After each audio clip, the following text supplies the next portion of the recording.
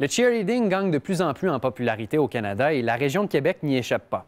Depuis le début des années 2000, diverses équipes ont vu le jour dans la capitale, dont les Cobras de Québec. Ce club civil formé en 2004 regroupe une dizaine d'équipes différentes classées en fonction de l'âge et du niveau des athlètes. Catherine Lamontagne a suivi l'équipe la plus performante des Cobras de Québec qui participera aux championnats nationaux de cheerleading à Niagara Falls. Les Cobras de Québec tenteront cette année de grimper sur la première marche du podium des championnats nationaux de cheerleading. Cette compétition canadienne regroupe les meilleures équipes au pays de ce sport qui allie gymnastique, danse et acrobatie. Incursion dans leur pratique. Depuis septembre dernier, les cheerleaders de l'équipe mixte des Cobras de Québec travaillent d'arrache-pied afin de peaufiner leur numéro. Cette routine de 2 minutes et demie comprend des éléments techniques du calibre le plus élevé présent aux championnats nationaux. Le niveau, nous en ce moment, on travaille sur le niveau 6. Fait que c'est certain que c'est un niveau qui est très élevé.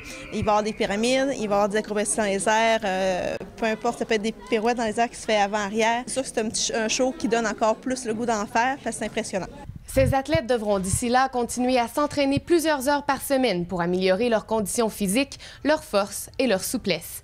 Et la barre est haute puisque les championnats nationaux regroupent la crème de ce qui se fait actuellement dans ce sport au pays. C'est sûr que les nationaux, c'est toujours un petit peu plus stressant parce que, dans le fond, on compétitionne contre plein d'autres équipes qui sont au Canada, donc on ne sait pas qu'est-ce qui se fait vraiment dans les autres provinces. Il y a aussi que les juges, c'est du monde qui viennent des États-Unis, donc la façon qu'on est jugé, c'est très spécial, ça permet d'évaluer vraiment ce qu'on fait ici à Québec par rapport aux États-Unis qui sont un peu les maîtres du cheerleading. Y'all ready? Les Cobras de Québec ayant obtenu des secondes positions au cours des années précédentes, l'équipe ne vise cette fois-ci rien de moins que la première place.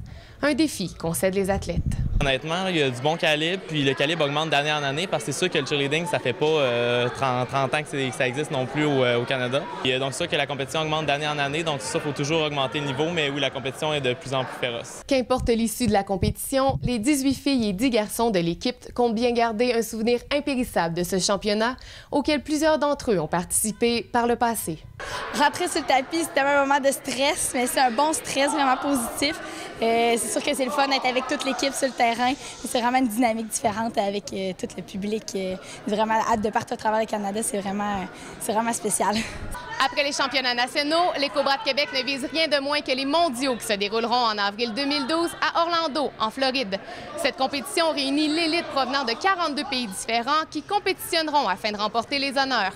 D'ici là, les Cobras de Québec tenteront de se démarquer à travers différentes compétitions régionales et provinciales pour se mériter leur laissez-passer pour ce championnat.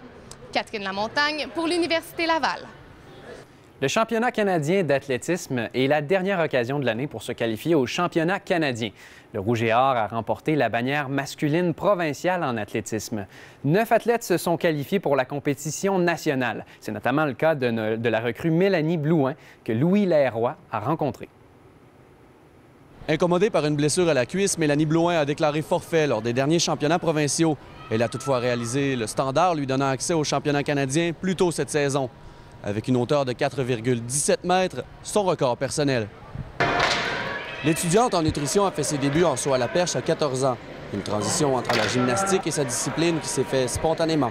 J'étais vraiment grande, fait que, en même temps, ça me bloquait dans ma progression. Fait que je me suis mis à faire un peu d'athlétisme à l'école secondaire, puis j'ai comme découvert un talent en saut, à hauteur, puis j'ai essayé de poursuivre la pratique de ce sport-là à l'Université Laval. Pour participer au championnat canadien, un athlète doit soit terminer au premier rang lors du championnat provincial, soit réaliser le standard, une mesure phare qui permet aux athlètes de se qualifier durant la saison.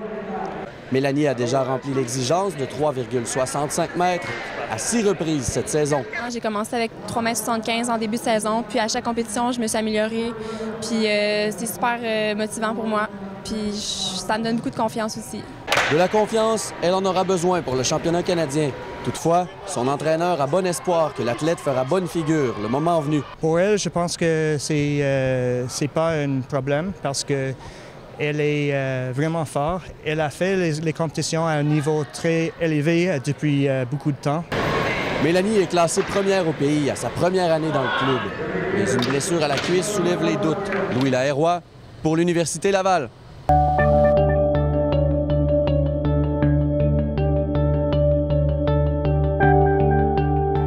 Concilier passion et études n'est jamais chose facile. Les participants d'Université Laval en spectacle ont cependant démontré qu'avec temps et détermination, c'était chose possible.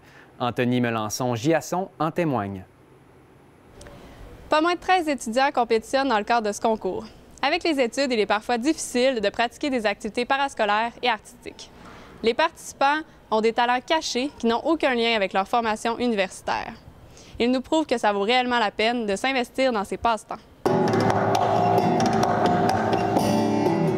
Ce n'est pas tout le monde qui envisage de faire carrière avec sa passion. Le sentiment de sécurité et les débouchés liés à un diplôme académique sont plus attirants. Néanmoins, les arts représentent un moyen de se changer les idées et de décompresser des études.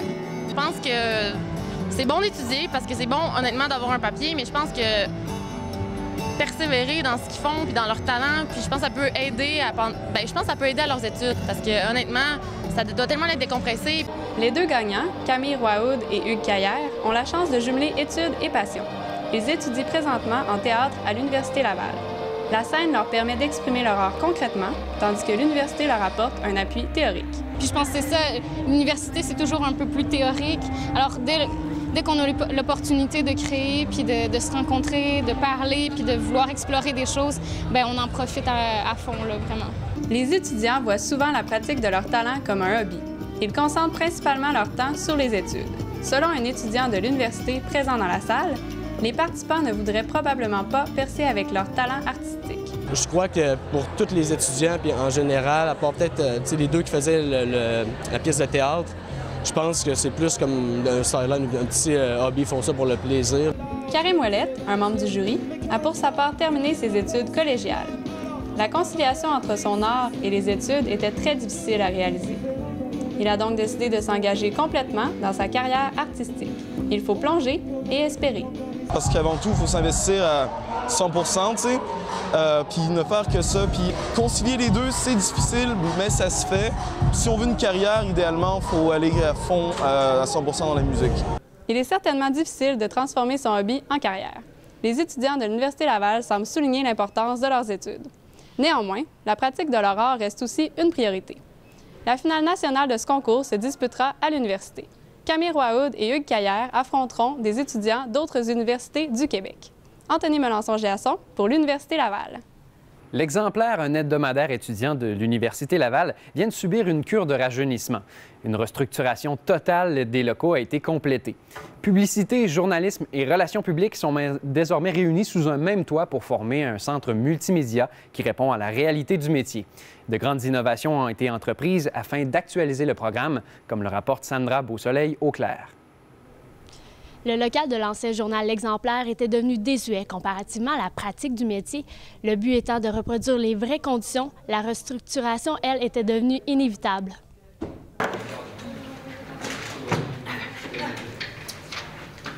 Le déménagement des locaux s'est fait au début de la session d'hiver, ce qui a engendré un certain mécontentement. Je me suis arrangé pour que ça se fasse un mardi après la production.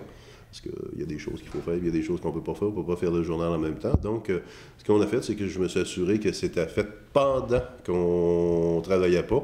Mais ça ne s'est pas fait avant, donc ça a été le bordel puissant exposant 10. Là. La rédaction du journal se fait désormais dans une salle entièrement rénovée et actualisée. La peinture fraîche et les nouveaux MacBooks sont attrayants, mais certains étudiants se demandent encore où est la révolution. Puis moi, j'ai été impressionné par les nouveaux locaux. C'est beau, c'est grand, mais on réalise qu'il n'y a rien de plus, là. C'est des beaux ordinateurs. Il y en a moins, mais ils sont beaux. Ça change quoi qu'ils soient plus beaux? On n'a pas le droit d'afficher l'exemplaire. On n'a pas le droit d'afficher qu'on est au journal L'Exemplaire. Ça soulève un peu l'ire de certains, puis c'est normal. La publication de l'hebdomadaire se fait dans le cadre d'un cours sous la supervision d'un ancien journaliste. 1000 copies sont imprimées chaque semaine, distribuées sur le campus et dans la ville de Québec. Depuis la création du journal au début des années 90, le but est de faciliter l'accès aux étudiants à ces postes de journalistes dès leur obtention du diplôme. Dans le cadre de travaux de recherche que j'ai réalisés dans d'autres universités et d'autres écoles de journalisme, tant en Europe qu'aux États-Unis, j'ai vu beaucoup ce genre de local. Ce n'est pas simplement les meubles et les ordinateurs qui ont suivi une cure de rajeunissement. La formation pratique a changé, elle aussi. Sans tout mélanger, on veut quand même essayer de trouver un mode de formation qui permette aux étudiants de faire l'apprentissage des 3 médiums et de façon simultanée, ensemble. Parce que les employeurs, maintenant, de plus en plus, c'est ça qu'ils demandent. Jongler entre les études et la publication d'un hebdomadaire demande une grande gestion de temps.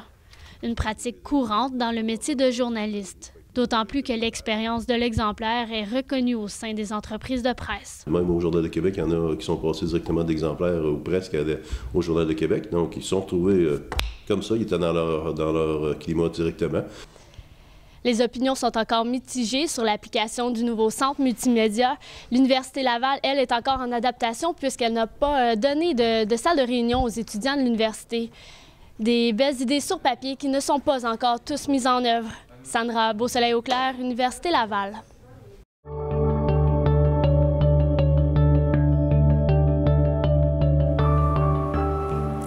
Émilie Servin est avec nous pour nous donner un aperçu des sujets qui seront traités au cours des prochaines semaines. Bonjour Émilie. Bonjour Jean-Michel. D'abord, des chercheurs étudiants de l'Université Laval ont trouvé une nouvelle vertu pour le maïs soufflé. Exactement. Le maïs soufflé serait la solution idéale pour éliminer des champs les dorifores de la pomme de terre ou, si tu préfères, les bébites à patates. Il y a 2 chercheurs de l'Université Laval qui ont récemment découvert qu'un parasite attaché à un pop-corn puis lancé dans un champ serait la solution pour éliminer les insectes que l'on retrouve dans les champs de pommes de terre. On va aussi parler de saine alimentation puisque c'est le mois de la nutrition. Il sera intéressant de voir si les étudiants ont de saines habitudes alimentaires, mais surtout de voir si l'Université Laval leur offre la possibilité de bien s'alimenter. Il sera aussi question de l'estime de soi.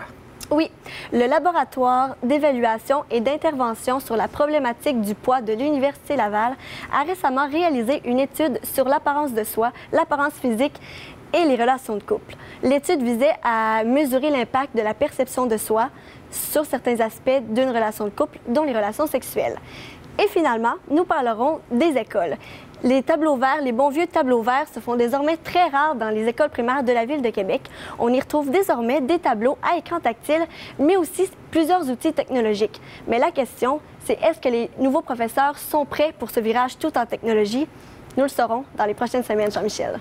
Merci beaucoup, Émilie. Ça fait plaisir. C'est ce qui complète l'émission d'Angle Neuf cette semaine. Merci beaucoup d'être avec nous et à la semaine prochaine.